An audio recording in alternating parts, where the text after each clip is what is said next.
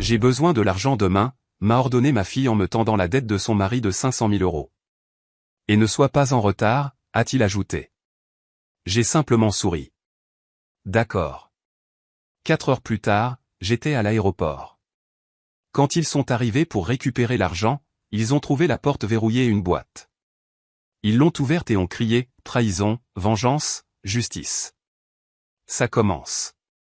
Avant de continuer, veuillez vous abonner à la chaîne et écrire dans les commentaires quelle heure il est chez vous en ce moment. La sonnette a retenti 3 fois de suite, chaque carillon plus insistant que le précédent. J'ai posé mon bourbon et mes rapports trimestriels, sachant déjà qui se tenait sur mon Porsche. Par la fenêtre du bureau, j'ai aperçu leur Tesla Model S blanche qui brillait sous les lumières de sécurité. Émilie ne sonnait comme ça que lorsqu'elle avait besoin d'argent. J'ai traversé le hall en marbre, passant devant des photos de famille qui semblaient soudain être des artefacts de la vie de quelqu'un d'autre. Émilie a 5 ans, sans ses dents de devant. Émilie a 18 ans, diplômée du lycée. Émilie a 28 ans, le jour de son mariage. Chaque image semblait maintenant se moquer de ma naïveté. Elle se tenait là avec ce sourire forcé, celui qui n'atteignait plus tout à fait ses yeux. Brandon se dressait derrière elle, faisant défiler son téléphone avec l'intensité d'un homme vérifiant des actions ou des scores. Ni l'un ni l'autre n'avait l'air particulièrement heureux d'être ici. Papa. Émilie m'a jeté les bras autour du cou, s'accrochant un peu trop longtemps. L'étreinte semblait calculée, comme si elle déposait une monnaie émotionnelle pour un retrait ultérieur. Brandon est passé sans me saluer, ses chaussures de marque claquant contre le marbre alors qu'il se dirigeait directement vers mon fauteuil en cuir. Mon fauteuil. Je les ai suivis dans le salon, remarquant comment Émilie ajustait nerveusement les lanières de son sac de créateur, celui à 5 000 € que je lui avais acheté à Noël dernier. Brandon avait déjà étalé des documents sur ma table basse comme s'il menait une réunion de conseil d'administration. Émilie s'est perchée sur le bord du canapé, ses doigts trouvant le collier de perles que je lui avais offert pour son 30e anniversaire. Elle le touchait toujours quand elle était sur le point de demander quelque chose. « Je peux vous servir quelque chose ? De l'eau ? Du vin, ai-je offert, bien que l'hospitalité soit la dernière chose que je ressentais. Allons droit au but, Rob. » Brandon n'a pas levé les yeux de ses papiers.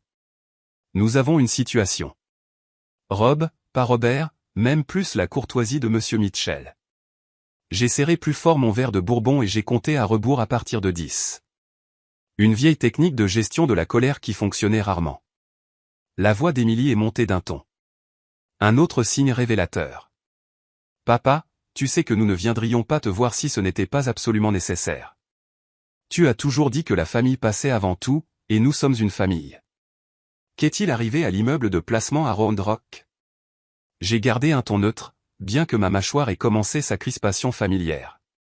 Brandon a finalement levé les yeux, son expression suggérant que j'avais posé une question sur l'histoire ancienne.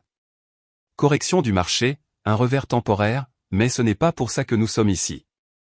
L'alliance d'Émilie tournait autour de son doigt, l'alliance de sa grand-mère, en fait. La bague de ma mère. Le tournoiement était son tic quand elle mentait, depuis qu'elle avait 12 ans et qu'elle avait nié avoir cassé la porcelaine de Margaret. Le fait a commencé Émilie, puis s'est arrêté, puis a recommencé. Brandon a travaillé si dur sur ce nouveau projet, une start-up technologique, très prometteuse, révolutionnaire, vraiment. Combien, ai-je interrompu? L'horloge du grand-père dans le coin a tic-taqué pendant 3 longues secondes de silence. L'eau de Cologne de Brandon, quelque chose de cher et d'excessif, se mêlait aux notes de chêne et de vanille de mon bourbon. Le talon d'Émilie claquait contre le sol en marbre dans un rythme nerveux. Ce n'est vraiment pas grand-chose pour quelqu'un avec tes actifs, a dit Brandon, se penchant en arrière dans mon fauteuil. Le cuir a grincé sous son poids. Un son qui n'avait toujours été qu'à moi jusqu'à ce soir. 500 000. Nous en avons besoin sur notre compte pour demain midi. La pièce a légèrement basculé. Ma migraine, celle qui commençait toujours derrière mon œil gauche en période de stress, a entamé sa pulsation familière. 500 000, pas 50 000, même pas 100 000. Un demi-million d'euros annoncé aussi nonchalamment que si l'on commandait un plat à emporter. C'est. J'ai commencé puis je me suis arrêté. Les souvenirs ont afflué sans y être invité, apprendre à Émilie à faire du vélo à Zilker Park, sa remise de diplôme à l'UT, la conduire à l'hôtel aux Four Seasons. Cette fille avait-elle jamais existé, ou l'avais-je imaginée? Papa, nous ne demanderions pas si nous avions une autre option. Les doigts d'Émilie sont passés de ses perles à ses yeux pour les tamponner, bien que je n'ai remarqué aucune larme réelle. L'hypothèque, les écoles des enfants, tu sais à quel point tout est devenu cher. Je le savais. Je payais directement pour ces écoles. 15 000 € par enfant et par semestre à Saint-Andrew. L'hypothèque de leur maison de Westlake, pour laquelle j'avais couvert la compte. 200 000 € qui avait été une aide ponctuelle il y a 3 ans. Brandon s'est levé, s'est dirigé vers mon bar sans y être invité, et s'est versé 3 doigts de mon Macallan de 25 ans. Ce ne sont pas des gens de la banque avec qui nous traitons, Rob. Ce sont des individus sérieux. Je détesterais que cela affecte ta réputation au country club ou chez les concessionnaires. La menace flottait dans l'air comme l'eau de Cologne de Brandon, évidente, écrasante et nauséabonde. Ma tension artérielle a grimpé en flèche. La migraine a explosé de derrière mon œil à travers mon crâne. La pièce a légèrement tourné, et je me suis agrippé à la cheminée pour me soutenir. « Papa, tu as l'air pâle », a dit Émilie. Non pas avec inquiétude, mais avec calcul, comme si elle mesurait ma faiblesse pour un effet de levier maximal. C'est laquelle a prononcé les mots qui ont tout changé. Si maman était encore en vie, elle aurait honte de la façon dont tu nous traites. Les mots pendaient entre nous comme une lame. Émilie savait exactement ce qu'elle faisait. Margaret et moi avions divorcé il y a 10 ans, mais Émilie utilisait toujours sa mémoire comme une arme chaque fois que cela lui convenait. Peu importe que Margaret vive heureuse à Houston avec son nouveau mari.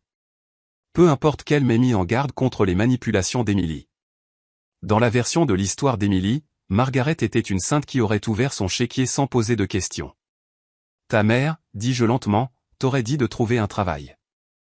Brandon a éclaté de rire depuis mon bar, tenant toujours mon scotch comme s'il l'avait mérité. Des emplois? Je suis un entrepreneur, Rob. Je crée des emplois. 3 startups ratées en 5 ans.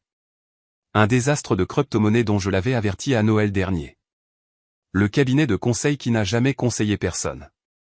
Je les avais tous financés, chacun d'entre eux, regardant l'argent disparaître dans les délires de grandeur de Brandon. Tu as manqué le récital de Sophie le mois dernier, a changé de tactique Émilie, sa voix tremblant d'une blessure fabriquée. Et le tournoi de football de Max, mais tu as du temps pour tes rapports trimestriels.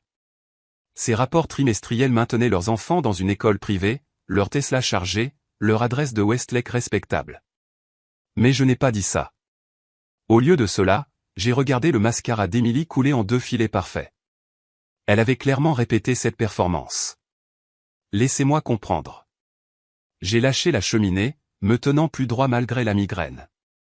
Vous avez besoin de 500 000 € pour demain midi. Pourquoi exactement? Brandon et Émilie ont échangé un regard. Le genre que les couples mariés perfectionnent au fil des années de tromperie coordonnée. Brandon a posé mon scotch et est retourné à la table basse, feuilletant des papiers avec le rythme inconscient de quelqu'un habitué à manipuler des cartes ou des jetons. Opportunité immobilière, dit-il, sensible au temps. On ne peut pas manquer cette fenêtre. Tu viens de dire que tu as perdu de l'argent dans l'immobilier à Round Rock. C'était différent.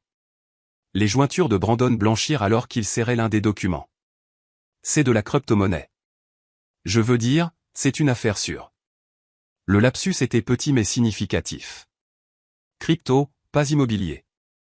La même erreur qui leur a coûté 200 000 € il y a 8 mois. Ma main gauche a commencé à trembler. Un nouveau développement dans ma soixantaine. Je l'ai fourré dans ma poche. Le téléphone d'Émilie a vibré. Elle y a jeté un coup d'œil, a tapé rapidement, puis l'a posé face contre table. Papa, nous t'avons soutenu à travers tant de choses. Quand toi et maman avaient divorcé, qui était à tes côtés? Quand l'économie s'est effondrée en 2020, qui a aidé à maintenir les concessionnaires en activité? Vous étiez à Cabo tout l'été, lui ai-je rappelé. Vous le postiez quotidiennement sur Instagram. Ce n'est pas juste. Le mariage, j'ai commencé à énumérer, ma voix stable malgré la rage qui montait. 100 000 €. La compte de la maison 200 000 €. La première start-up de Brandon 150 000 €. La deuxième 80 000 €.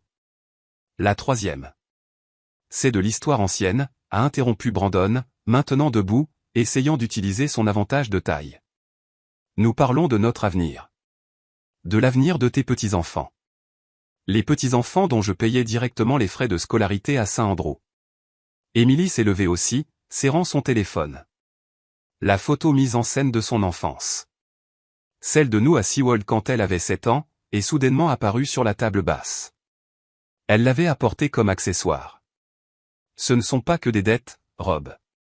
Brandon s'est approché. Assez près pour que je puisse voir la petite cicatrice au-dessus de son sourcil gauche. Ce sont des obligations. Des gens sérieux avec des conséquences sérieuses pour demain midi où les choses se compliquent pour tout le monde. Ta réputation, les concessionnaires, cette belle adhésion au country club. Me menaces-tu dans ma propre maison? Ma voix est tombée à un murmure à peine audible. Nous sommes honnêtes sur la réalité, a dit Émilie, mais sa voix vacillait. Elle ne m'avait jamais vu aussi en colère, aussi contrôlée.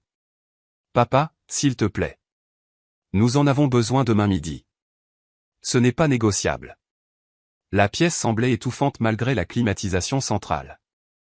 Ma migraine battait au rythme de mon cœur. L'eau de Cologne de Brandon semblait épaissir l'air. Les larmes calculées d'Émilie avaient maculé son maquillage pour les yeux en quelque chose de presque théâtral. Je les ai regardés tous les deux. Ma fille, qui était devenue une étrangère, son mari, qui n'avait jamais prétendu être autre chose qu'un parasite. L'horloge du grand-père a sonné 9 fois. Dehors, la banlieue d'Austin continuait ses routines tranquilles du soir, inconsciente de la destruction familiale qui se déroulait dans mon salon.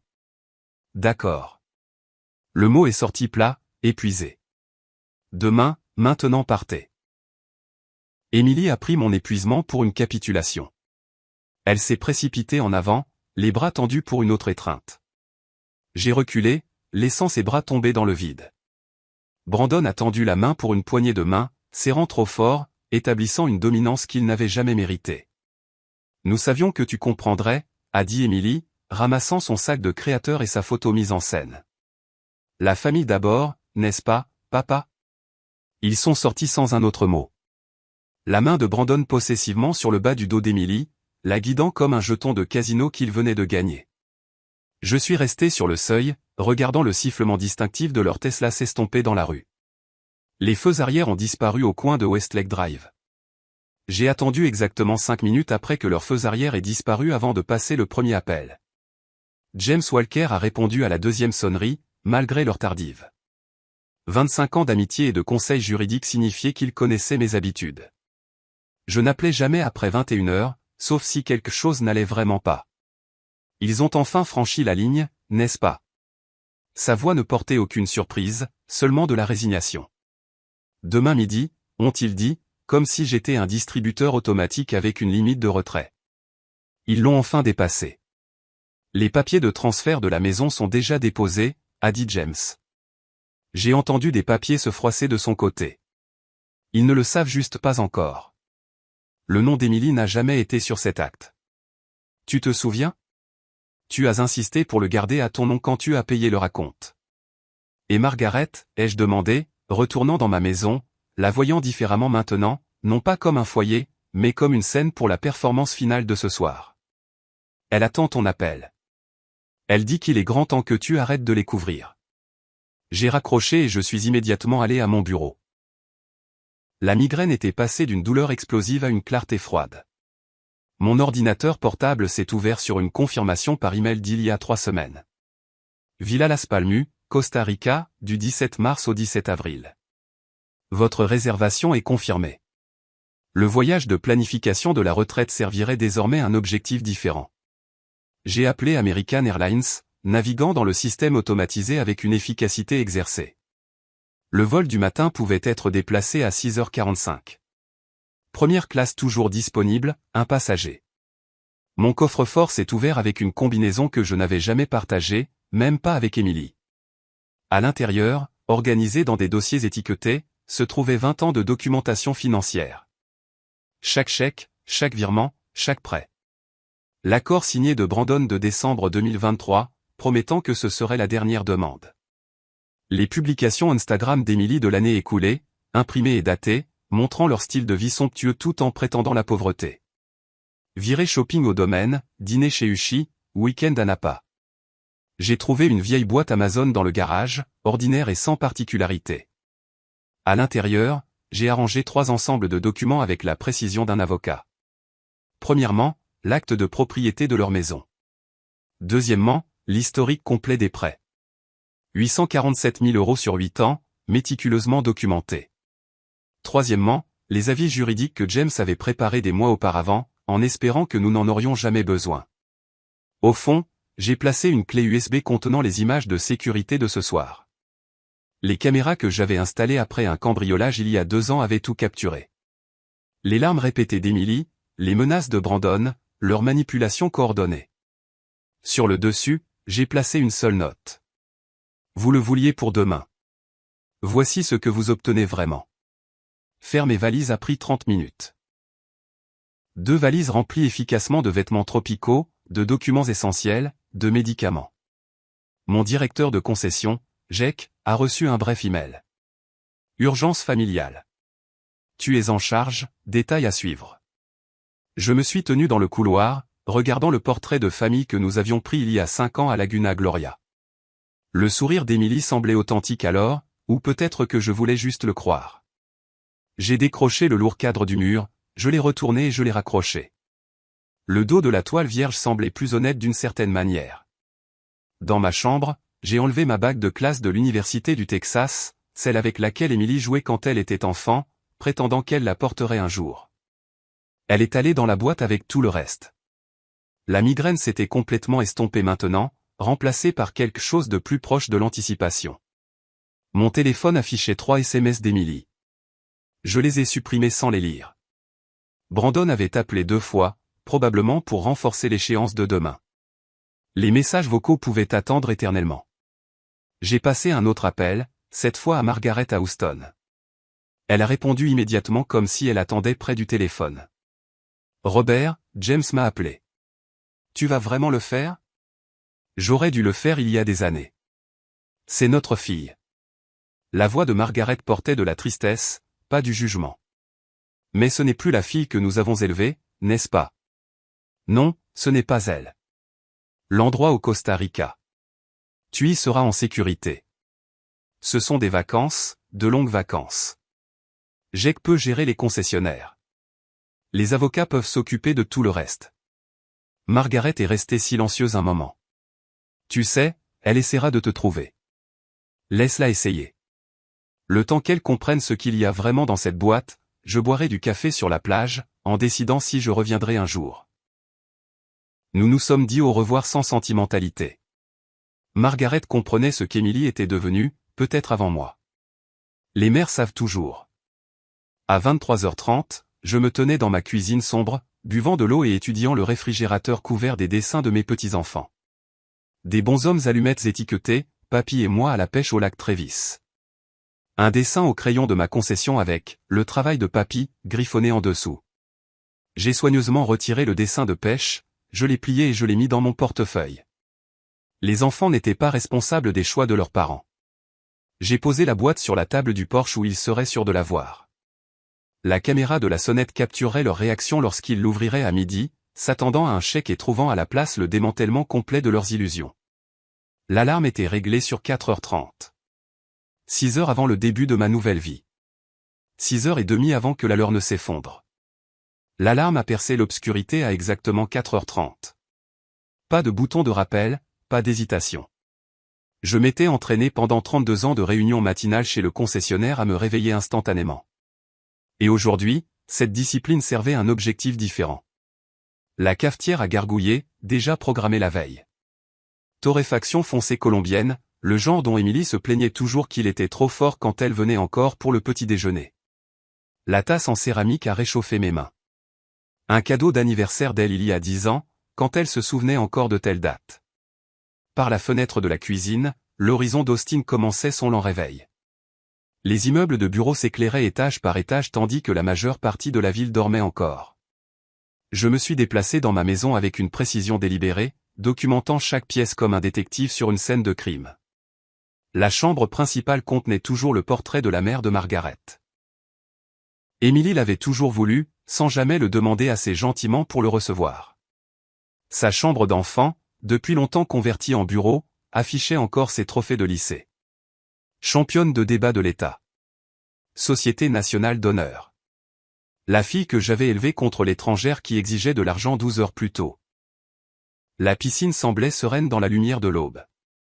J'y avais appris à nager à Émilie, ses éclaboussures intrépides à l'âge de 4 ans. En juillet dernier, Brandon s'était enivré lors de notre célébration du 4, était tombé tout habillé, puis m'avait blâmé pour l'emplacement de la piscine. Même alors, j'avais signé le chèque pour sa montre de créateur ruiné. La Bentley a ronronné dans le garage. Je l'ai choisie plutôt que la Tesla. Brandon avait trop de souvenirs dans cette voiture, trop de suppositions sur l'héritage. Les rues de Westlake Hills étaient vides, à l'exception des camions à ordures qui commençaient leur tournée du samedi. J'ai dépassé le quartier d'Émilie, chaque maison sombre, paisible. Il dormait, rêvant probablement de façon de dépenser mon argent. La radio passait du rock classique, et, Take It Easy, des Eagles a rempli l'habitacle. L'ironie ne m'a pas échappé. À l'intersection de Bécave et Walsh Tarleton, j'ai envisagé d'appeler Margaret, mais j'ai décidé de ne pas le faire. James gérait cette conversation mieux que moi. Mopac s'étendait devant moi, presque vide. J'ai dépassé 3 de mes concessions. Leur parking plein de stock qui serait bientôt la responsabilité de Jack. L'emplacement phare avait encore ma photo dans le hall. Il faudrait changer ça. Près de la 5e rue, j'ai remarqué le bar préféré de Brandon, le Velvet Room, où ses relations de jeu se rassemblaient, où tout ce désastre avait vraiment commencé. Des travaux sur Congress ont forcé un détour par la 2e rue. La ville dans laquelle j'avais bâti mon entreprise pendant 3 décennies avait l'air différente dans l'obscurité de l'aube, comme une scène en cours de montage pour une pièce à laquelle je n'assisterai plus. Le bureau de James occupait le 42e étage de la Frostbank Tower. À 5h30, le bâtiment était presque vide, à l'exception de la sécurité et des personnes obsessionnellement ambitieuses. James attendait dans la salle de conférence avec Sophia Chen, sa parajuriste. Les documents étaient étalés sur la table en acajou avec une précision militaire. Une boîte de beignets Krispy Kreme était au centre, notre tradition pour les grosses affaires depuis 1999. Tu as l'air étonnamment reposé, a observé James, faisant glisser la procuration sur la table. Première bonne nuit de sommeil depuis des mois. J'ai signé avec le stylo plume de mon père, celui dont Émilie ignorait l'existence. Portée limitée, je vois. Expiration de 60 jours, uniquement les transferts de propriété et la restructuration financière. On ne peut pas te laisser vendre ses organes après tout. Sa tentative de légèreté est tombée à plat. Nous savions tous deux que c'était une chirurgie nécessaire, pas une vengeance. Sophia a présenté la documentation de la propriété avec une efficacité clinique. La partie intéressante, Monsieur Mitchell, c'est le timing. Le transfert a été exécuté hier à 16h. Avant qu'il ne vienne chez moi, 3 heures avant. La maison d'Émilie est légalement la vôtre depuis qu'elle a signé ses papiers en 2020. Elle n'a jamais lu au-delà de la 2e page. L'ironie était parfaite. Pendant qu'Émilie conduisait vers ma maison pour exiger de l'argent, elle avait déjà perdu son plus grand atout. La maison dont elle parlait constamment sur Instagram, le symbole de son succès, n'avait jamais été la sienne. Le verrouillage financier, ai-je demandé. Exécuté à minuit. Compte joint gelé. Carte de crédit à votre nom suspendue. Les frais de scolarité des enfants restent en paiement automatique jusqu'en décembre. Nous ne les punissons pas, James a produit un autre dossier, plus épais que les autres. L'option nucléaire, comme nous en avons discuté. À l'intérieur se trouvaient des transcriptions des SMS d'Émilie à ses amis, me traitant de « distributeur automatique ambulant » et de « trop pathétique pour dire non ». La reconnaissance de dette signée par Brandon en 2023, jurant que c'était la dernière fois. La clé USB contenant les images de sécurité de la nuit dernière. Leur performance entière capturée en haute définition. Le contrat de mariage que Brandon a signé, a poursuivi James, inclut une clause sur la dépendance au jeu, page 47, sous-section 3. Il ne le sait pas. Son avocat était trop ivre pour lire aussi loin. Il est arrivé à la signature en sentant le bourbon à 14h.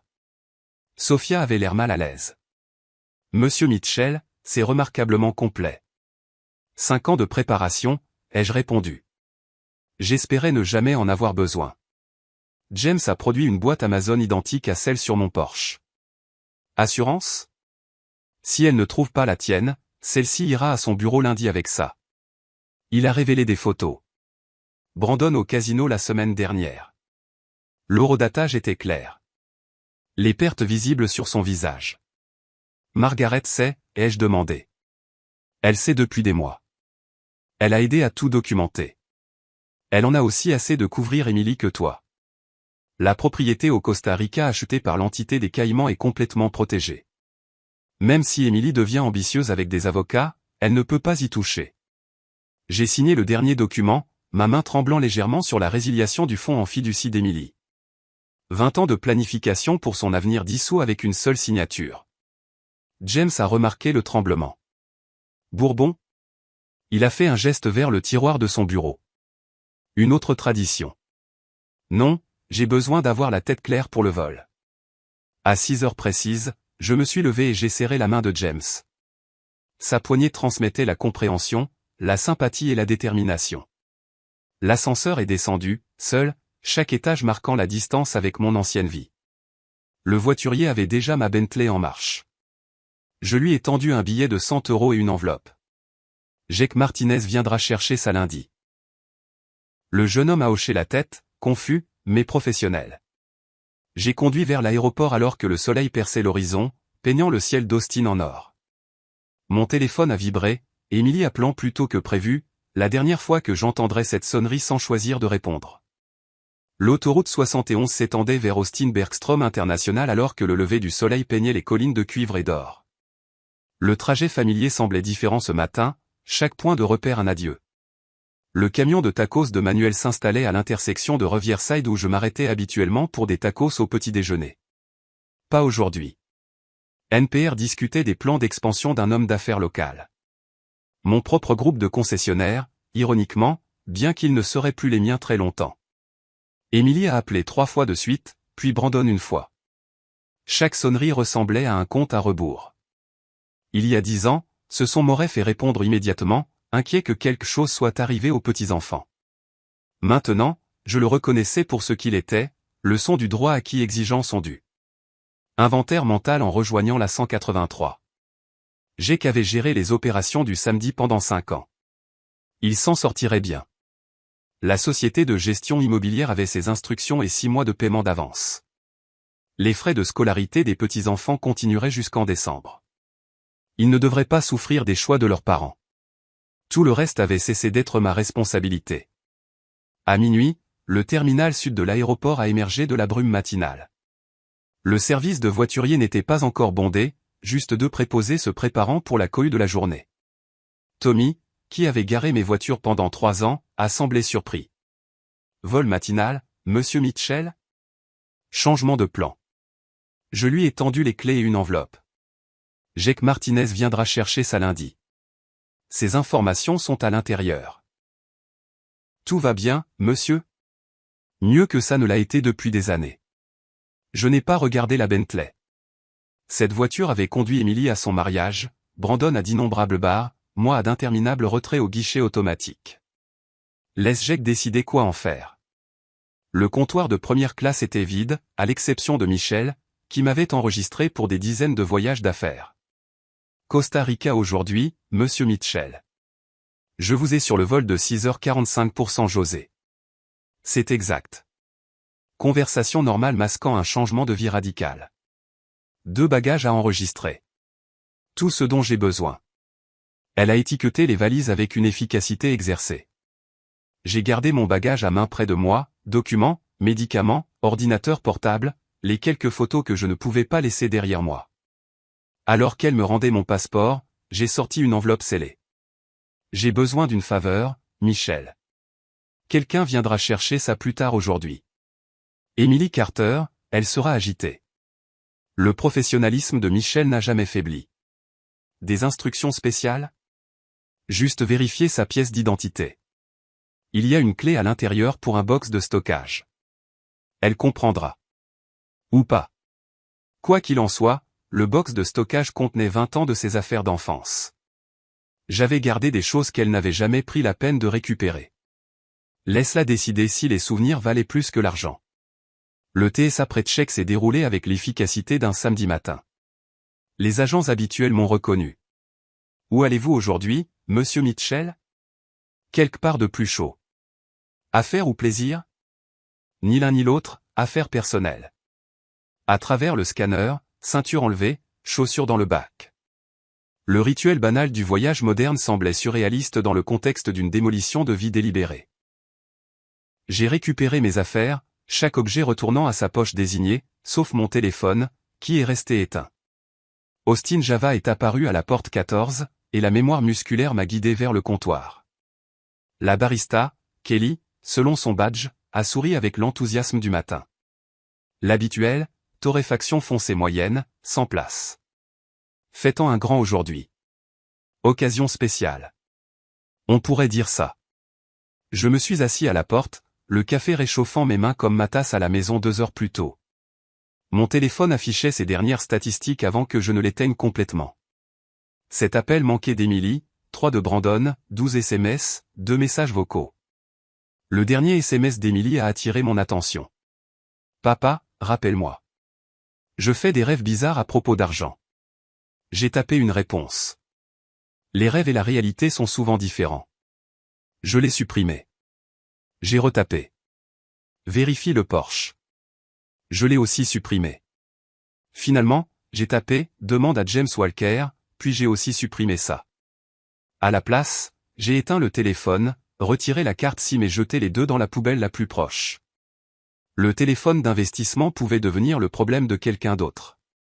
Les passagers de première classe pour le vol 447 à destination de San José, Costa Rica, embarquent maintenant.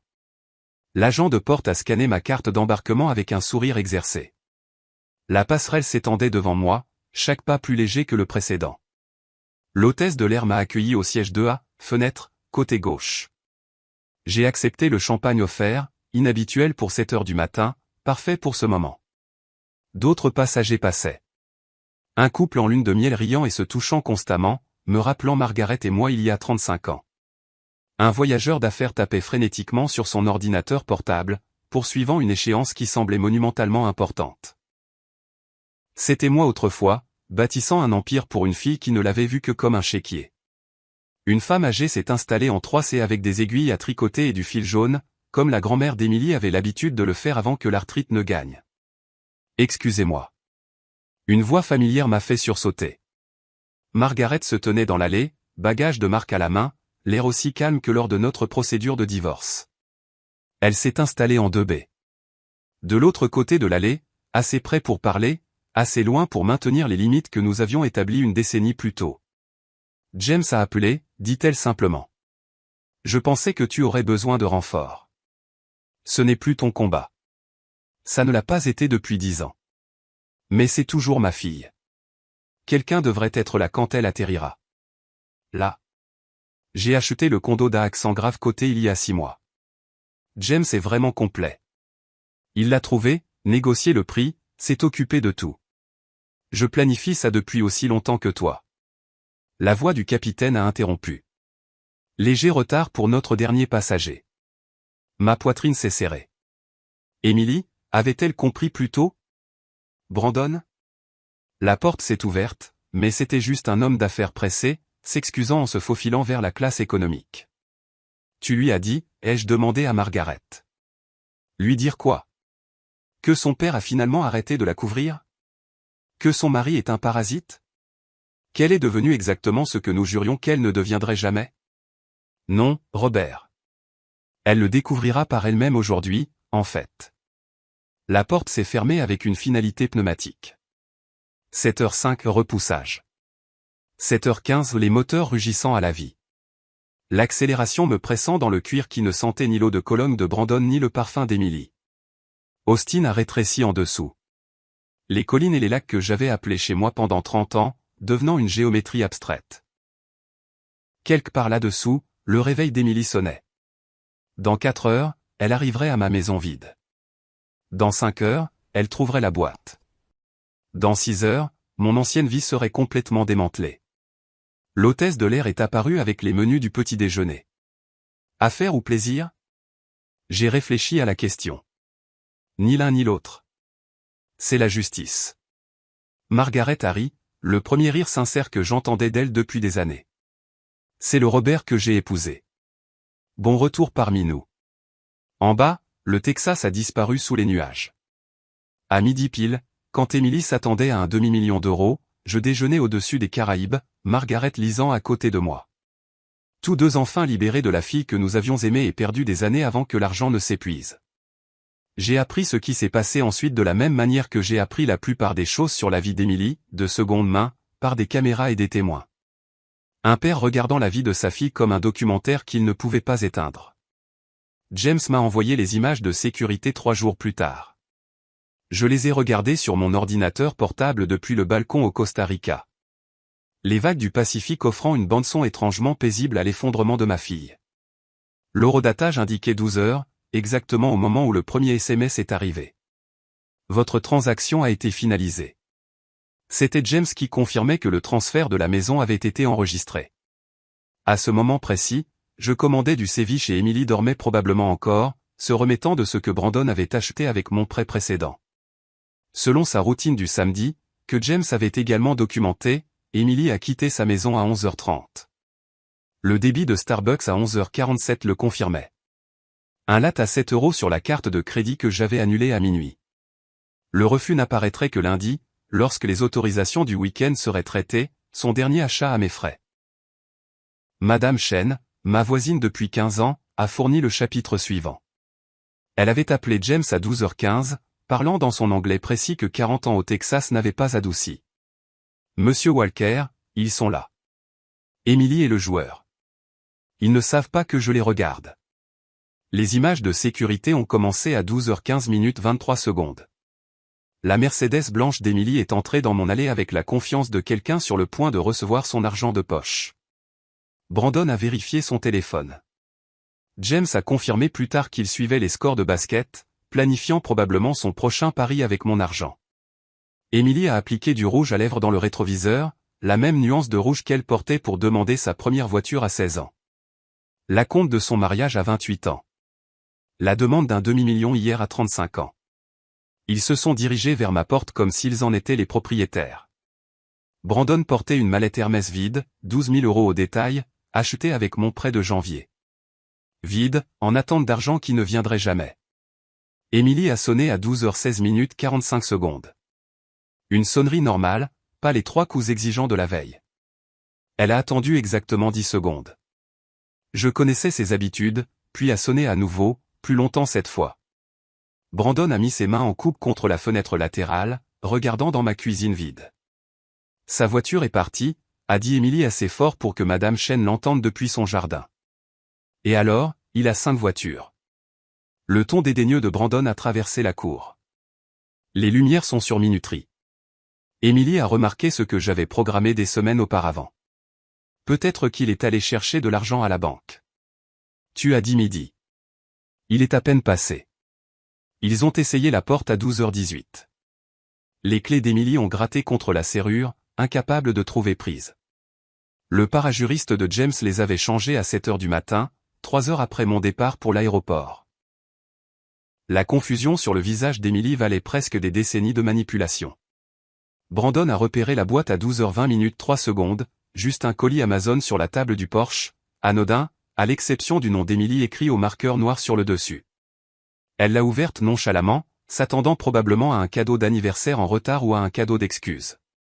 Le premier document qu'elle a sorti était l'acte de propriété de sa maison. Son visage a changé comme une photographie en accéléré d'un fruit qui pourrit, de la confusion à l'incrédulité, à l'horreur en moins de 3 secondes. Elle l'a laissé tomber, et Brandon a attrapé le papier avant qu'il ne touche le sol. Qu'est-ce que tu veux dire par c'est à son nom? La voix de Brandon a porté jusqu'au jardin de Madame Chen. Émilie a ensuite sorti le tableur. Chaque paiement, chaque prêt, chaque cadeau méticuleusement documenté. Total de 1,3 million d'euros sur 8 ans, sans compter la maison. Ses mains tremblaient alors qu'elle atteignait la dernière ligne. Les photographies sont venues ensuite. Brandon au Palm Casino mardi dernier. Les horodatages clairs, ses pertes écrites sur son visage. Puis la reconnaissance de dette qu'il avait signée, jurant que l'argent de décembre était le dernier qu'il demanderait jamais. Les SMS d'Émilie à ses amis, imprimés et surlignés. Papa est trop pathétique pour dire non, et, il cédera. Il le fait toujours. Et mon préféré personnel, je mérite cet argent plus que lui. À 12h23 17 secondes, le téléphone d'Émilie a vibré. Le premier refus de carte de crédit, puis un autre, puis un autre. Chase, American Express, la carte Nordstrom, toutes suspendues, toutes à mon nom, toutes annulées à minuit pendant qu'elle dormait. Brandon a essayé d'appeler quelqu'un à 12h24. Son bookmaker a découvert James plus tard, qu'il a informé que les extensions de crédit nécessitaient une garantie, pas des promesses. Emily s'est effondrée sur les marches de mon Porsche, sa robe de créateur se froissant contre le béton que j'avais fait refaire l'été dernier. Elle a trouvé la clé USB à 12h25 44 secondes, l'a branchée sur son téléphone avec des doigts tremblants, sa propre voix a résonné du haut-parleur, minuscule mais clair. Prends juste ce qu'il te donne. Il est trop pathétique pour dire non. Puis la voix de Brandon. Ce ne sont pas des gens de la banque, Rob. Ce sont des individus sérieux. Le contrat de mariage est apparu en dernier. La page 47 était surlignée en jaune. La clause sur la dépendance au jeu encerclée en rouge. Renonciation immédiate aux biens matrimoniaux si les dettes de jeu dépassaient 50 000 euros. Brandon avait franchi ce seuil il y a 3 ans. Brandon a jeté sa mallette contre ma porte à 12h27 31 secondes. La poignée s'est cassée, le cuir Hermès se dispersant sur mon Porsche. Les sanglots d'Emily sont devenus audibles sur l'enregistrement. Pas les jolies larmes d'hier, mais des sons bruts ailés de quelqu'un qui réalise qu'il s'est fait avoir. Madame Chen est sortie à 12h28, du haut de ses 1 M50, tenant son téléphone comme une arme. J'appelle la police si vous ne partez pas, c'est la maison de mon père, a crié Emily, le mascara créant un art abstrait sur ses joues. Plus maintenant. Monsieur Mitchell m'a envoyé l'avis de transfert de propriété ce matin. Vous êtes en violation de propriété. Brandon s'est précipité vers la voiture à 12h30, laissant Emily ramasser les papiers éparpillés.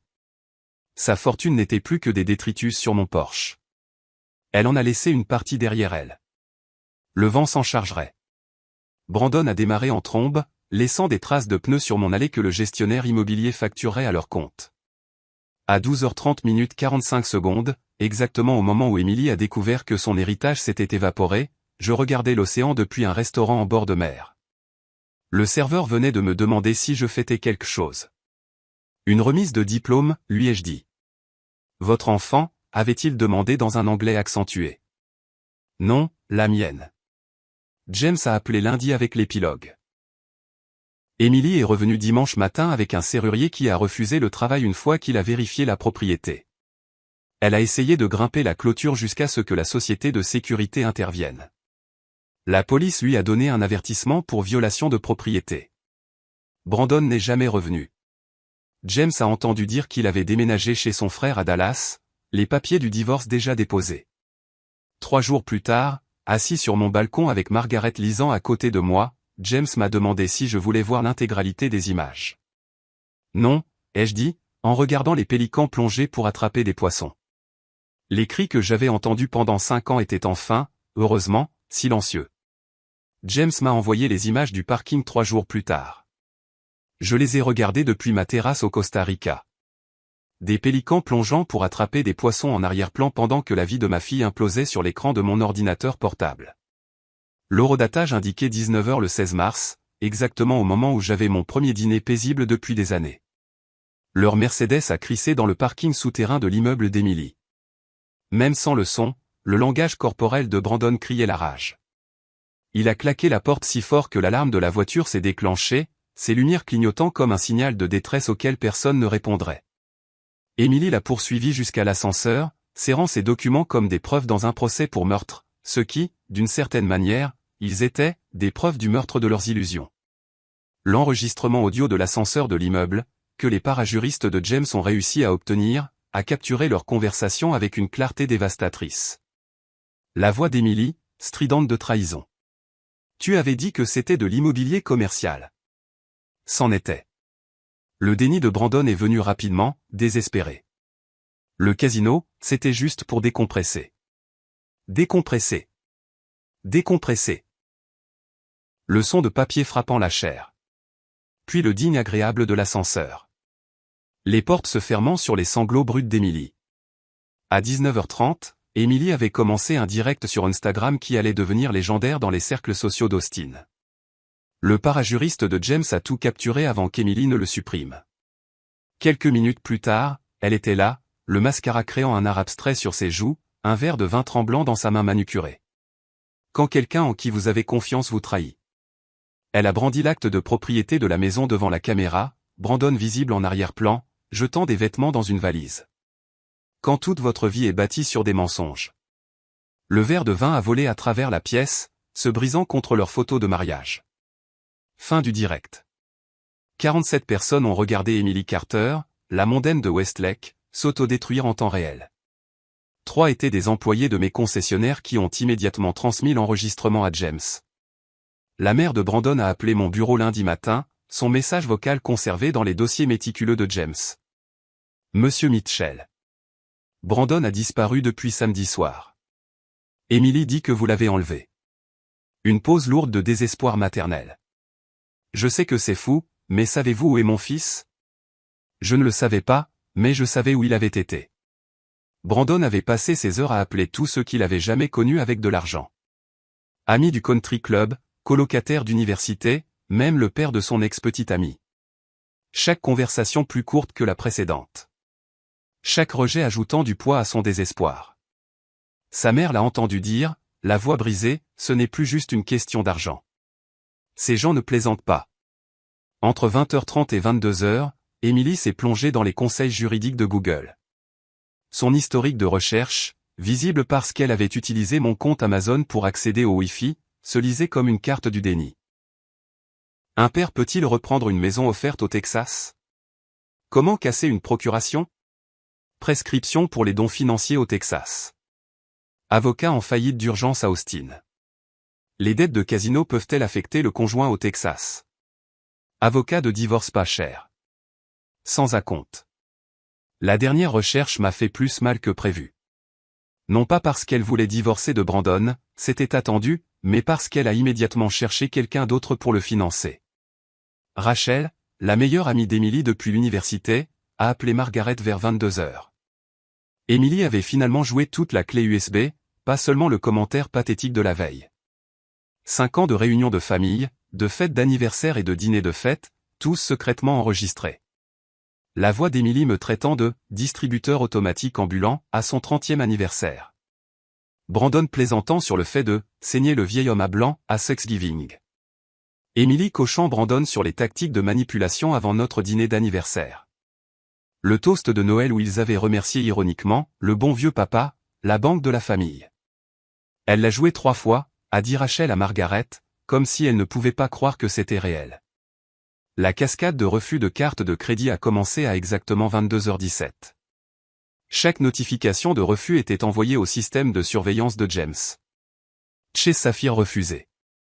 American Express Platinum suspendu. Nordstrom invalide. Même sa carte Starbucks désactivée. Un livreur DoorDash a déposé une plainte le lendemain. Emily avait commandé 200 € de sushi, prévoyant de payer en espèces. Pas d'argent liquide dans la maison. Le livreur a menacé de la poursuivre devant les petites créances alors que Brandon était déjà chez un prêteur sur gage avec ses bijoux. Les publications Facebook d'Emily entre 23h et minuit sont devenues une légende des ragots d'Austin. Chacune supprimée en quelques minutes, mais les captures d'écran se sont propagées comme une traînée de poudre. Trahi par le sang. Quand votre père choisit l'argent plutôt que la famille. Quelqu'un connaît des avocats spécialisés en droit du travail? Vend sac de créateurs. Demande sérieuse uniquement. Les commentaires qu'elle n'avait pas prévus ont afflué immédiatement. Sa cousine, tu ne viens pas de poster depuis Cabo la semaine dernière? Un ami du lycée, je pensais que ton père t'achetait tout. Un ancien collègue, n'es-tu pas celle qui a arrêté de travailler après le mariage? Pendant que le monde d'Emily s'effondrait, Margaret et moi étions assis sur la terrasse de la plage à jouer au poker. Un guitariste local jouait à proximité, et je lui ai donné un pourboire de 100 € pour jouer « Take It Easy » des Eagles. Margaret a ri, le premier rire sincère que j'entendais d'elle depuis des années. « Tu es nul au poker » a-t-elle observé, prenant mes jetons. « Je suis libre » ai-je répondu, et je le pensais. Madame Chen a de nouveau appelé James à 23h45. Emily était retournée chez moi, assise dans sa Mercedes dans l'allée, n'essayant pas d'entrer, ne se déchaînant pas, juste assise, fixant les fenêtres sombres comme si elle pouvait soudainement s'illuminer de pardon. Elle est restée là pendant 1 heure, a rapporté Madame Chen. Quand elle est finalement partie à 1h du matin, elle avait l'air différente, comme si elle avait vieilli de 10 ans en 10 heures. À minuit le 16 mars, Emily avait perdu l'accès à 2,3 millions d'euros d'actifs, découvert 500 000 euros de dettes familiales cachées, réalisé que Brandon avait joué leurs économies, découvert qu'elle n'avait jamais possédé sa maison, et appris que sa mère savait tout depuis des mois. James m'a demandé si je me sentais coupable à propos des enregistrements. Je lui ai dit que la seule chose que je regrettais, c'était de ne pas avoir commencé plus tôt. Dimanche matin, 17 mars. Emily s'est tenue à l'entrée de mon immeuble de bureau pendant 2 heures.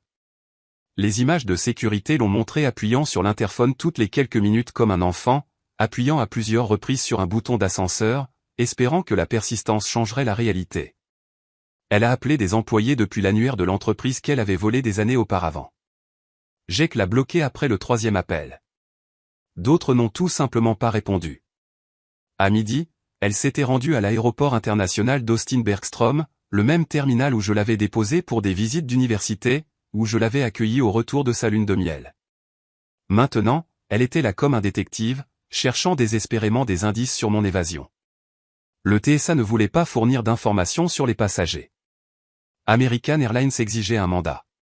Quand elle a invoqué une urgence familiale, ils ont vérifié leur système. Le passager a spécifiquement demandé aucun contact. L'agent l'a informé. James a obtenu la vidéo de la sécurité de l'aéroport. Le visage d'Emily s'effondrant à ces mots. Ces reçus Uber de cet après-midi, les derniers trajets avant que le compte ne soit coupé, traçaient une carte du désespoir à travers Austin. Le club de golf de Robert. Adhésion révoquée. Entrée refusée. Morton's Steakhouse où nous avions célébré chaque grosse affaire. On n'a pas vu Monsieur Mitchell récemment. Même mon salon de coiffure sur South Congress, bien qu'il soit fermé le dimanche. Elle est restée dehors, regardant à travers les fenêtres comme si mes cheveux coupés pouvaient révéler ma position. Lundi 18 mars est devenu la journée d'éducation juridique d'Emily. 4 cabinets d'avocats, 4 consultations identiques. L'expression de chaque avocat passait de l'intérêt à la sympathie en examinant les documents. C'est blindé, a dit le premier. Il vous faudra une provision de 10 000 euros, a dit le deuxième. Avez-vous accès à des fonds? A demandé le troisième. Le quatrième a simplement secoué la tête. La confrontation chez le concessionnaire à 15 heures a fait le tour des réseaux sociaux des employés. Emily a fait irruption dans le site phare sur Research Boulevard, exigeant des réponses de Jake. Jake Martinez, un ancien marine de 1M93, est resté parfaitement calme alors qu'elle criait à l'enlèvement, à la maltraitance des personnes âgées et au vol. Quand elle a jeté son café sur la porte en verre, les clients ont commencé à enregistrer. La tache brune resterait pendant 3 jours. Jake l'a laissé là par principe. Le message vocal de la mère de Brandon à 17h portait les pires craintes d'une mère. Monsieur Mitchell. Brandon a disparu depuis samedi soir. Emily dit que vous l'avez enlevé. Je sais que c'est fou, mais savez-vous où est mon fils? Mardi 19 mars, les vrais créanciers sont arrivés. Pas des représentants de banque en costume de polyester, mais 2 hommes en cuir italien qui ont frappé poliment et parlé doucement. Ils ont laissé une carte de visite avec juste un numéro de téléphone. Pas de menaces, pas de violence, juste le poids des conséquences tacites. Emily a appelé Brandon 47 fois. Son téléphone était éteint depuis samedi. Ses stories Instagram de cet après-midi, capturées par ses sœurs de sororité, documentaient la tournée des prêteurs sur gage. Sac de créateur d'une valeur de 30 000 euros, 8 000 euros en espèces. Bijoux d'une valeur de 50 000 euros, sauf l'alliance, 15 000 euros en espèces. Les 3 montres abandonnées de Brandon d'une valeur de 40 000 euros, 12 000 euros en espèces, toujours à 465 000 euros de ce dont ils avaient besoin. Ce soir-là, Margaret a pris l'appel d'Emily. Elle l'a enregistré avec une autorisation légale, sachant que j'aurais besoin de l'entendre un jour. Maman, tu savais? La voix d'Emily semblait plus jeune, presque enfantine. Pour le jeu de Brandon, il y a 6 mois. Pourquoi ne me l'as-tu pas dit? Aurais-tu écouté? Silence. Alors j'ai besoin d'argent. Moi aussi. Pendant le divorce, tu as dit que je devais être indépendante. L'appel s'est terminé avec les sanglots d'Emily, coupés court par la déconnexion de Margaret. Mercredi 20 mars, Emily est entrée dans le bureau de James, portant la même robe de créateur de ses publications Instagram de Cabo la semaine précédente. L'ironie n'a pas échappé à James, qui l'a noté dans son rapport. Même salle de conférence où j'avais signé les papiers. Même chaise où Brandon avait étalé ses mensonges. James lui a tout montré avec une précision clinique. La procuration antérieure à son urgence. La piste de l'acte de propriété. Sa signature de 2020, n'ayant jamais lu au-delà de la page 2. Les déclarations de dons prouvant que chaque euro était un cadeau, pas un prêt. La reconnaissance de dette de Brandon, sa signature audacieuse et indéniable. C'est mon père. Le désespoir d'Emily a brisé sa voix. Il doit m'aider. Légalement, il n'a pas à le faire. Et le soutien des petits-enfants? Des fonds en fiducie à leur nom seulement, intouchables jusqu'à 18 ans. C'est de la maltraitance des personnes âgées. Il a 62 ans. Esprit sain. Parti volontairement. James a accidentellement laissé le rapport de crédit de Brandon visible sur sa tablette. Les yeux d'Emily se sont écarquillés alors qu'elle absorbait toute la catastrophe. 500 000 euros de dette de jeu, 200 000 euros de prêt personnel dont elle ignorait l'existence. 100 000 euros de carte de crédit qu'il avait cachée.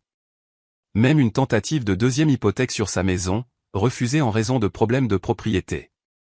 La dernière enveloppe a glissé sur la table en acajou avec une promesse murmurée. Monsieur Mitchell a autorisé un dernier cadeau. À l'intérieur, un chèque de banque de 10 000 euros et une note de ma main. Pour un nouveau départ, papa. Emily l'a déchiré en deux. Les morceaux ont flotté sur le tapis comme des feuilles mortes. Elle a immédiatement demandé s'il y en avait un autre. Il n'y en avait pas. Il n'y en aurait jamais.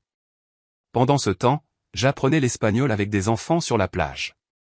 Roberto Elrico, m'appelait-il, riant alors que je massacrais la prononciation. Ma tension artérielle avait chuté de 20 points. Je dormais 8 heures d'affilée. Je n'avais pas pensé à Emily depuis 2 jours jusqu'à ce que Margaret la mentionne. Mercredi soir, a rapporté James, Emily a quitté mon bureau à midi. Les images de sécurité la montrent assise dans le hall jusqu'à la fermeture du bâtiment à 21 heures. Le garde a dit qu'elle avait demandé si vous parliez jamais d'elle. Il a menti, a dit oui, a dit que vous parliez affectueusement. Elle a dit merci et est partie. Cette nuit-là au Costa Rica, j'ai rêvé que j'apprenais à Emily à faire du vélo à nouveau, mais cette fois, quand j'ai lâché prise, elle a continué à pédaler jusqu'à disparaître. L'article de l'Austin American Statesman est arrivé dans ma boîte de réception le 3 avril. Homme d'affaires local porté disparu après un scandale financier. Brandon Carter, 38 ans, n'avait pas été vu depuis le 19 mars. Sa femme a déposé une déclaration de personne disparue. La police n'a trouvé aucune preuve d'acte criminel. Sa voiture au parking longue durée de l'aéroport, billet pour Vegas acheté mais jamais utilisé. Les créanciers sont retournés au condo d'Emily le 5 avril. Plus insistant cette fois, selon le rapport de police déposé par Emily. Ils ont laissé une photo de février. Brandon au casino, des marqueurs éparpillés sur la table, devant un demi-million. Emily a demandé une ordonnance restrictive. Le juge a demandé des informations sur l'argent dû. Ordonnance refusée. Sa vente de garage ce week-end est devenue un divertissement de quartier. Les publications du groupe Facebook transmises par l'enquêteur de James peignaient un portrait de déclin. Vente pour déménagement, tout doit partir. Des meubles qui avaient autrefois accueilli des galas de charité. Les clubs de golf de Brandon, ajustés sur mesure, vendus pour 200 euros. Porcelaine de mariage, Crystal Waterford, 50 euros pour l'ensemble complet. Sa robe de mariée, conservée dans du papier de soie sans acide. Pas de preneur à aucun prix. Un voisin a posté, triste. Il y a un an, elle a accueilli ce gala de charité pour l'autisme ici. A collecté 50 000 euros. À la mi-avril, les candidatures d'Emily ont inondé le marché de l'emploi d'Austin. 47 postes en 2 semaines suivis via LinkedIn. Cabinet de design d'intérieur, période d'inactivité trop longue. Poste de vente au détail, surqualifié. Finalement, Nordstrom l'a embauché. Le même magasin où elle avait dépensé des milliers par mois. Salaire de départ 15 euros de l'heure, plus commission. Le sens de l'ironie de l'univers est resté intact. Le 15 avril, un avis d'expulsion est apparu sur la porte de son condo. 3 mois de retard sur l'hypothèque, Brandon s'était occupé des finances, n'avait jamais mentionné la dette croissante. 4 000 € de paiement mensuel, 13 500 € du plus les frais de retard. Date limite le 15 mai pour payer ou quitter les lieux. Elle a découvert cela en rentrant de sa première journée chez Nordstrom. Portant toujours le badge d'employé qu'elle avait autrefois ignoré sur les autres. La demande de divorce du 18 avril se lisait comme une dissolution d'entreprise. Abandon cité comme cause. Brandon doit être notifié. Lieu inconnu. Le juge a autorisé la publication d'un avis dans 3 journaux. Coût, 500 € qu'Emily n'avait pas. Elle a utilisé sa réduction d'employé Nordstrom pour acheter un costume pour le tribunal. Les premiers vêtements qu'elle avait achetés avec de l'argent gagné en 7 ans. Pendant qu'Emily se reconstruisait sur des cendres, je construisais quelque chose de nouveau au Costa Rica. Mes journées ont développé un rythme que j'avais oublié. Lever du soleil avec des singes hurleurs. Café avec vue sur le Pacifique. Baignade matinale dans une eau assez claire pour voir mes pieds. Déjeuner au bar de la plage de Manuel où personne ne connaissait les concessionnaires ou les filles. Les enfants du coin m'appelaient Roberto El Rico, Robert le Riche. Je leur enseignais l'anglais en échange de leçons d'espagnol. Leurs parents m'invitaient à des dîners où personne ne parlait d'argent, d'investissement ou d'opportunités. De vraies conversations sur le football, la pêche et le temps. Personne ne demandait rien d'autre que de passer le sel. Margaret s'est mise à la peinture, produisant de terribles paysages marins qui nous faisaient rire tous les deux. Nous n'avions pas ri ensemble depuis qu'Emily avait 16 ans et avait commencé à nous voir comme des ressources plutôt que des parents. Ce n'était pas romantique entre nous, cela était mort il y a longtemps, mais paisible, comme des survivants du même naufrage, partageant un canot de sauvetage. Ma transformation a surpris le médecin à San José. Tension artérielle en baisse de 30 points. Poids perdu de 20 livres sans effort, arrêt de 3 médicaments. Qu'est-ce qui a changé, a-t-il demandé dans un anglais accentué. Tout, rien. J'ai arrêté de financer la vie des autres et j'ai commencé à vivre la mienne. Le 25 avril, TMZ a révélé l'histoire. Un homme d'affaires texan porté disparu repéré au Mexique. Brandon Carter travaillant dans une agence de location de voitures à Juarez sous un nom d'emprunt. La photo le montrait derrière un comptoir, 5 kilos en moins. Alliance absente. Extradition peu probable pour des dettes civiles. Emily a commenté l'article avec seulement 2 mots. Bon débarras. 27 avril. Emily a finalement utilisé la clé du box de stockage de l'aéroport. Manuel a rapporté ce qu'elle a trouvé. Chaque objet d'enfance que j'avais gardé. Des albums photos qu'elle pensait que j'avais jetés. Les bijoux de sa grand-mère qu'elle croyait perdus lors du divorce. Une obligation d'épargne de 50 000 € à son nom, payable dans 1 an, et une note de ma main, pour quand tu te souviendras de qui tu étais avant que l'argent ne compte. Papa. L'email est arrivé le 28 avril, transmis par James. Les mots d'Emily soigneusement choisis. Monsieur Walker, veuillez dire à mon père que j'ai trouvé le box de stockage. Je comprends maintenant. Je suis désolé. Je travaille chez Nordstrom. Je survis. C'est peut-être ça la leçon. Ne lui dites pas que j'ai demandé. Mais est-il heureux? Emily? James a demandé s'il devait répondre. 29 avril, coucher de soleil sur la plage, Margaret lisant à côté de moi. Le même guitariste de ma première nuit jouant à proximité. Le même endroit où Emily découvrait la boîte qui a tout changé. Dis-lui oui, ai-je dit à James au téléphone. Dis-lui que je suis heureux et dis-lui que l'obligation était l'idée de sa mère. Autre chose? Dis-lui que je serai là quand elle sera prête à venir. Mais elle paie son propre voyage. Cette nuit-là, j'ai regardé des familles costariciennes sur la plage. 3 générations jouant ensemble. Personne ne regardant son téléphone. Tout le monde engagé dans une vraie conversation. Pauvre selon les normes américaines. Riche selon toutes les mesures qui comptaient. Emily a envoyé un SMS à James. Merci de me l'avoir dit. Peut-être à Noël si j'économise assez. Première fois en 5 ans qu'elle mentionnait d'économiser pour quelque chose. 30 avril, le groupe de Manuel jouait au bar de la plage. Ils ont dédié une chanson à Roberto El Rico. Pas les Eagles cette fois, mais une chanson folklorique locale sur un homme qui a trouvé un trésor en donnant tout. Margaret a traduit, les larmes aux yeux. Il ne s'agissait pas vraiment de moi. Il s'agissait de chaque expatrié là-bas, tous fuyant quelque chose, tous trouvant autre chose. James a appelé ce soir-là pour dire qu'Emily avait vendu sa Mercedes, acheté une Honda de 10 ans, ouvert un compte d'épargne, posté sur Instagram sur la dignité du travail honnête. Dois-je continuer à la surveiller, a-t-il demandé. Non. La leçon a été apprise. L'enseignement était terminé. L'apprentissage, peut-être, ne faisait que commencer. L'avis d'expulsion était sur la porte d'Emily depuis le 15 avril. Le 5 mai, James m'a dit qu'elle avait épuisé toutes les options, suppliant la gestion immobilière, offrant des paiements partiels, essayant même de négocier avec le propriétaire de l'immeuble. Elle n'a jamais su que j'avais vendu cette propriété à un fonds de placement en janvier, anticipant exactement ce moment. Les images de sécurité du bâtiment l'ont montré en train de louer le plus petit U-Haul disponible ce samedi matin. Le chargement, seul, a pris 12 heures. Madame Peterson, dont Emily s'était plainte pendant des années, ses petits-enfants bruyants, a offert son aide depuis son balcon. La fierté d'Emily, même brisée, ne l'a pas laissé accepter. Elle a lutté avec un canapé en cuir qu'elle avait acheté avec mon argent, le traînant centimètre par centimètre jusqu'au camion pendant que les voisins regardaient depuis leurs fenêtres. Le box de stockage qu'elle pouvait se permettre contenait tout sauf des vêtements et son ordinateur portable. Un mois prépayé, l'installation la moins chère d'Austin. Pure ironie. Son unité se trouvait juste à côté de celle que je lui avais laissée, celle avec l'obligation. Elle passait devant tous les jours, sans le savoir. Le 10 mai a apporté la dernière communication de Brandon, une lettre recommandée de Juarez nécessitant une signature.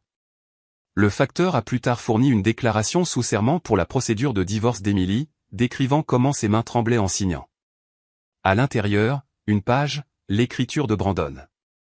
Emily, au moment où tu liras ceci, j'aurai un nouveau nom et une nouvelle vie. Les hommes qui me cherchent ne me trouveront pas. N'essaie pas non plus. Je suis désolé pour l'argent de ton père. Mais c'est toi qui disais qu'il ne te couperait jamais les vivres. Nous avons tous les deux joué. Nous avons tous les deux perdu. Le contrat de mariage que ton père m'a fait signer signifie que tu n'obtiendras rien de moi de toute façon. Considérons-nous quittes. B. Son directeur chez Nordstrom a appelé James par inquiétude. Emily ne s'est pas présentée pendant 3 jours. Quand elle est revenue, elle avait perdu 5 kilos, ses yeux étaient creux. Le directeur l'a presque renvoyée. Pour la première fois de la vie d'Emily Carter, elle a supplié, réellement supplié, garder son emploi en promettant une présence parfaite à l'avenir. 15 mai, jour de l'expulsion. La nouvelle adresse d'Emily, un studio au-dessus d'une taqueria sur East Riverside. Le même quartier qu'elle avait qualifié de « louche » en visitant des amis d'université. 37 mètres carrés. Un climatiseur de fenêtre qui cliquetait comme Dédé dans un gobelet. Une buanderie commune dans un sous-sol qui sentait le moisi. 700 € par mois, en espèces seulement, pas de vérification de crédit. Le deuxième emploi a commencé le 16 mai. Le service de nuit chez Denny's, de 23h à 7h. Le même Denny's où elle avait fait une scène 2 ans auparavant, exigeant le directeur pour des œufs froids. Maintenant, elle servait des étudiants ivres et des infirmières épuisées pour 13 € de leur plus les pourboires. Son nouvel emploi du temps est devenu robotique. Réveil à 5h. Nordstrom de 6h à 14h. Sommeil de 15h à 22h. Denny's de 23h à 7h. Répété. Les dimanches de congé étaient consacrés à la lessive et à la préparation des repas. Riz, haricots, le poulet le moins cher qu'elle pouvait trouver. Margaret est venue lui rendre visite le 24 mai. Elle m'a appelé ce soir-là, sa voix prudente. Emily avait accroché un seul objet sur le mur taché d'eau du studio. Notre photo de sa remise de diplôme. Les vêtements de marque avaient disparu, remplacés par des basiques de Walmart. 10 kilos perdus, les pommettes aussi acérées que des accusations. Leur conversation, telle que Margaret l'a racontée, j'ai aidé ton père à planifier ça. Je sais. Es-tu en colère? Je l'étais. Maintenant, je suis trop fatigué pour être en colère. L'obligation était mon idée. Une assurance pour quand tu toucherais le fond. C'est le fond. Non. Le fond, c'est quand tu arrêtes de blâmer tout le monde. L'aveu d'Emily est venu lentement, comme si on lui arrachait des dents. J'ai été une fille terrible. Tu as été une fille gâtée. Il y a une différence, n'est-ce pas? Le terrible ne peut pas être réparé. Le gâté peut être surmonté. Le week-end du Memorial Day est arrivé avec la chaleur typique d'Austin. Emily a fait un double service chez Nordstrom. Heures supplémentaires pour le jour férié. Le Déniès ensuite était bondé de fêtards ivres. Elle a gagné 300 € de pourboire en une nuit, la plus grosse somme d'argent qu'elle ait touchée depuis mars. La caméra de sécurité du Déniès l'a capturée à 7h15 le 31 mai, assise dans sa Honda, comptant ses pourboires, pleurant. Pas les larmes manipulatrices que j'avais vues si souvent, mais quelque chose de brut. Elle a écrit plus tard à James que c'était le premier argent qu'elle avait vraiment gagné. Pas de manipulation, pas de nom de famille, pas d'attente, juste du travail. Son historique de téléphone a montré un SMS tapé mais jamais envoyé. Papa, j'ai gagné 300 € ce soir toute seule. Je sais que tu ne verras pas ça. Je sais que tu es parti, mais je voulais que tu le saches. Je commence à comprendre. Elle l'a supprimé, mais les enregistrements de la compagnie de téléphone sont restés. Pendant ce temps, au Costa Rica, la saison des pluies avait commencé. J'avais commencé à enseigner l'anglais à l'école locale. Du bénévolat. Les enfants m'appelaient « Professeur Roberto ». Personne ne connaissait mon argent. Margaret peignait de terribles paysages, les vendant aux touristes pour 20 €, donnant les bénéfices à l'école. Nous dînions ensemble la plupart des soirs. Nourriture simple, riz, poisson, plantain. Mieux que n'importe quel repas de country club. James a envoyé sa dernière mise à jour. Emily travaille 2 emplois, vit dans un studio, survit. Ma réponse. Arrête de la surveiller. Elle doit faire ça seule maintenant. 31 mai, minuit. Emily a commencé un autre service chez Déniès. La foule du Memorial Day affluait. Elle a noué son tablier, pris son carnet de commandes, s'est approchée d'une table de garçons de fraternité ivre, le genre avec qui Brandon se serait lié d'amitié. Bienvenue chez Déniès. Que puis-je vous servir? L'un l'a reconnu, sa voix forte de surprise. Emily. Emily Carter du Country Club. Elle n'a pas bronché. C'est moi. Maintenant, qu'est-ce que je peux vous servir? James m'a dit plus tard que c'était à ce moment-là, en servant des pancakes à des gens qui connaissaient son ancienne vie, qu'Emily a cessé d'être ma fille et a commencé à devenir elle-même. Juin avait apporté toute la chaleur de l'été à Austin, et Emily avait trouvé son rythme. Les clients de Nordstrom ont commencé à la demander spécifiquement. Elle était devenue véritablement serviable plutôt que critique. Les infirmières du service de nuit de Déniès laissaient des pourboires supplémentaires car elles se souvenaient de leur préférence de café sans demander. Pas de sucre pour Beth, crème supplémentaire pour Suzanne, déca pour Maria qui essayait d'arrêter. Sa collègue chez Nordstrom a dit à James qu'Emily était passée de la taille 10 à la taille 4, non pas à cause d'un régime, mais à cause du travail, marchant des kilomètres chaque jour sur les sols des magasins, portant des plateaux chargés toute la nuit, ne mangeant que ce qu'elle pouvait se permettre. Ses pommettes auraient pu couper du verre, mais ses yeux avaient gagné quelque chose qu'ils n'avaient jamais eu auparavant, la conscience. Les dimanches suivaient une routine stricte. Laverie à 6 heures quand c'était vide. Course dans les marchés asiatiques de North Lamar, où les produits coûtaient la moitié des prix de Whole Foods.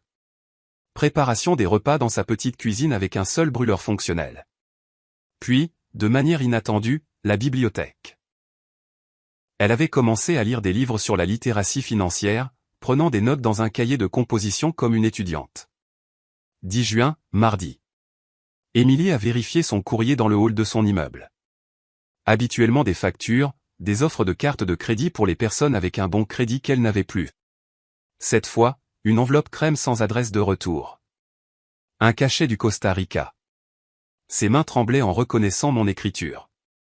Elle s'est assise dans les escaliers du hall, ne pouvant attendre d'arriver à son appartement.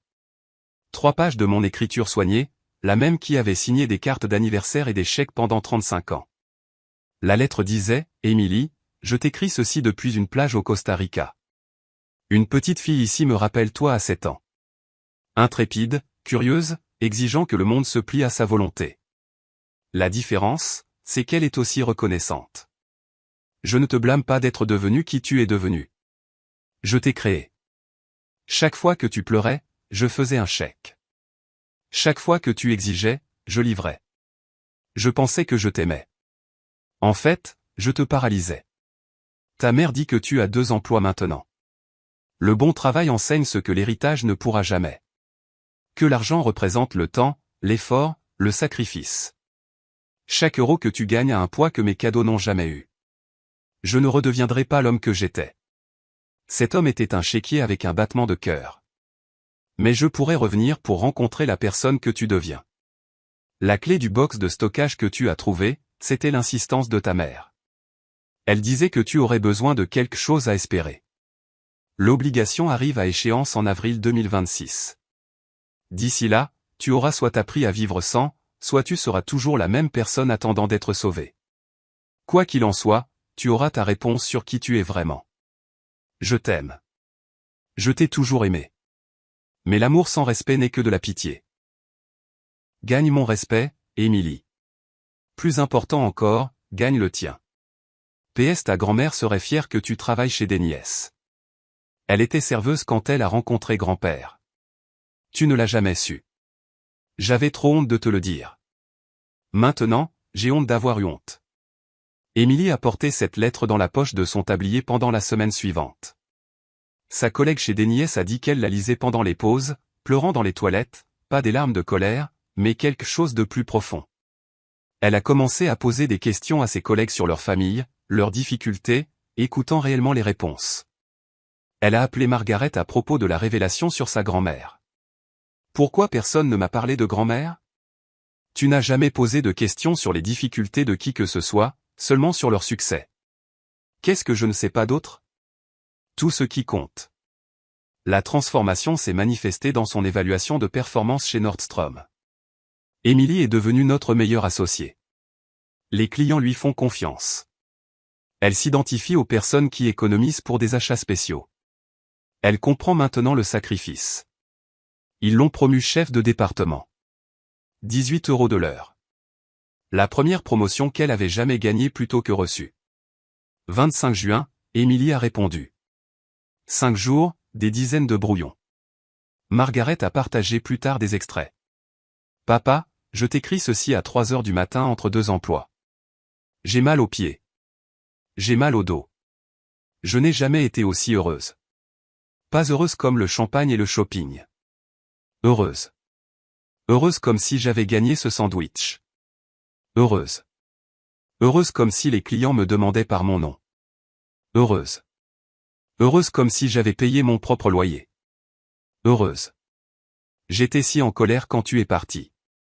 Comment as-tu osé m'abandonner? Maintenant je comprends. Tu ne m'as pas abandonné. Tu m'as libéré de moi-même.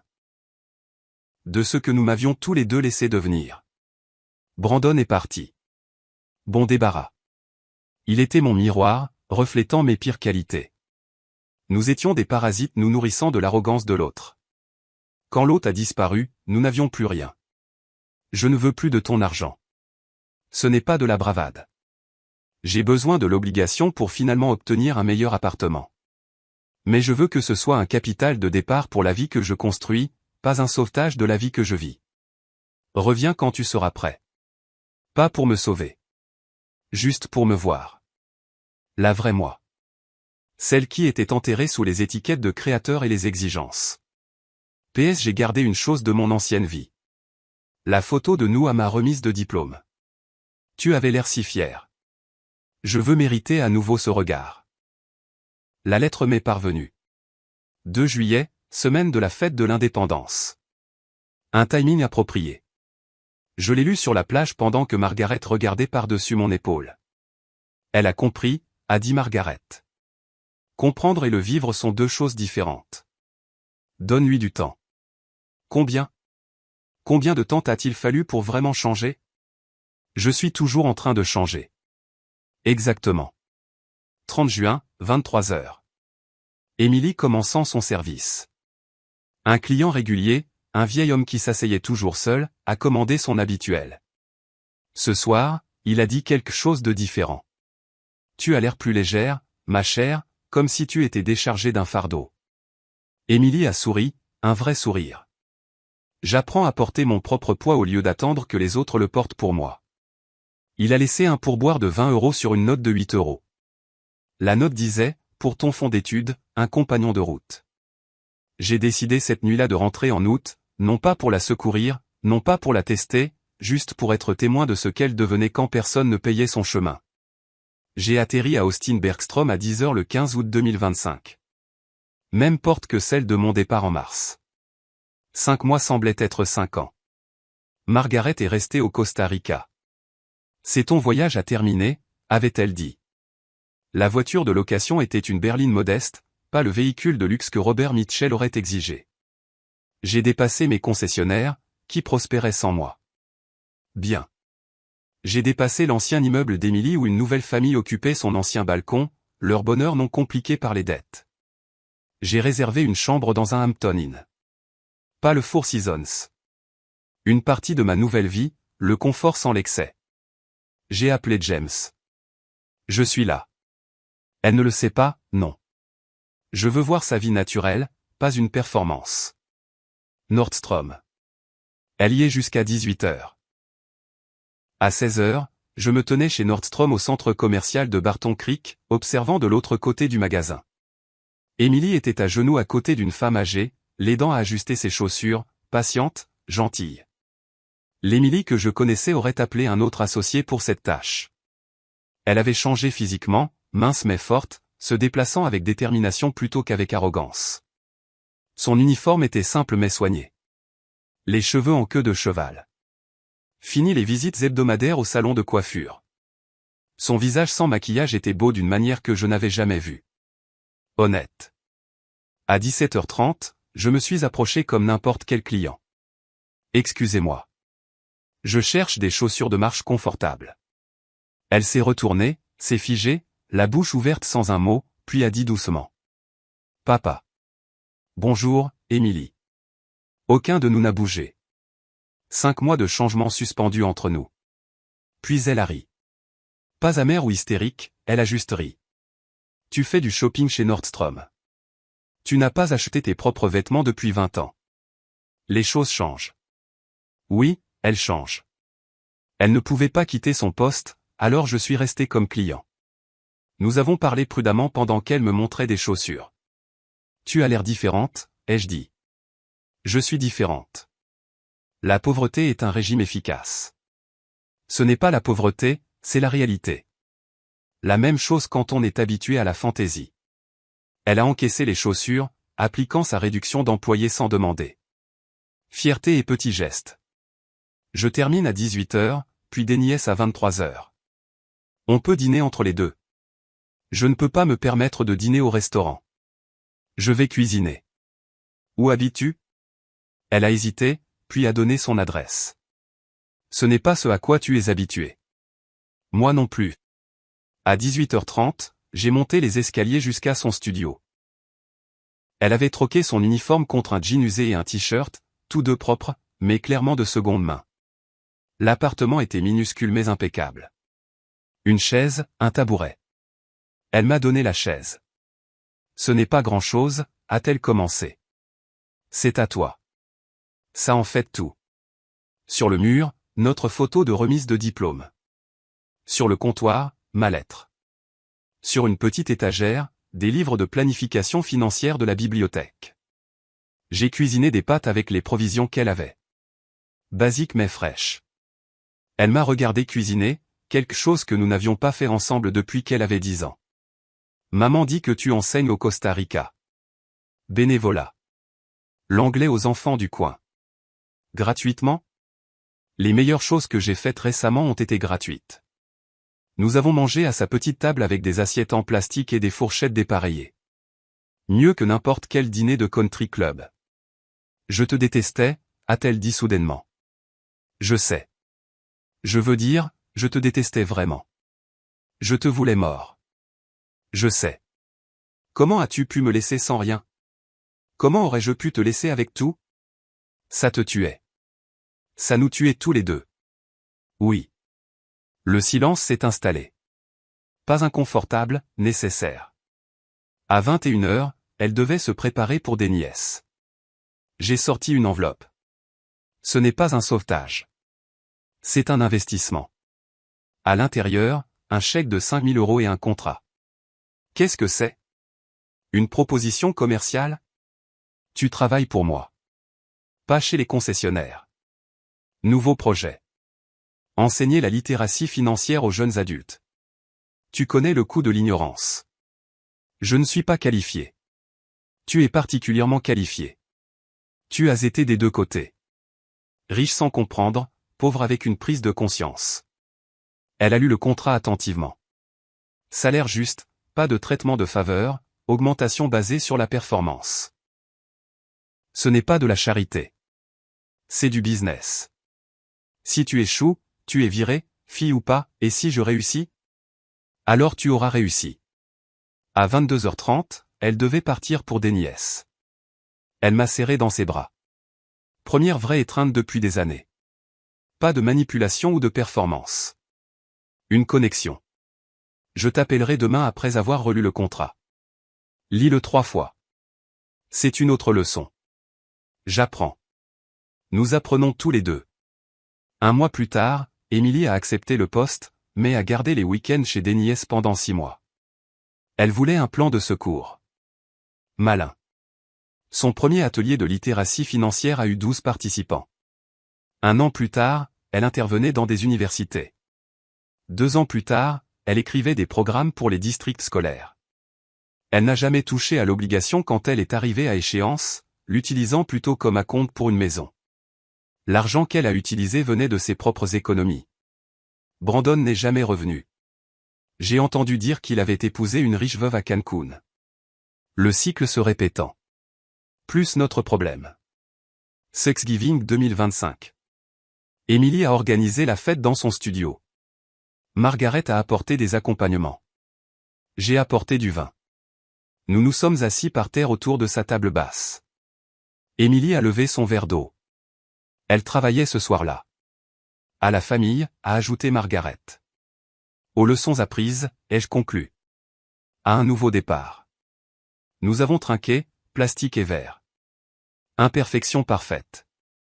La fortune que j'avais passé ma vie à construire n'était rien comparée à la richesse dans cette petite pièce, le respect d'une fille, gagnée et non héritée, et la connaissance que parfois, le plus grand cadeau que vous puissiez faire à quelqu'un est la chance de se sauver lui-même.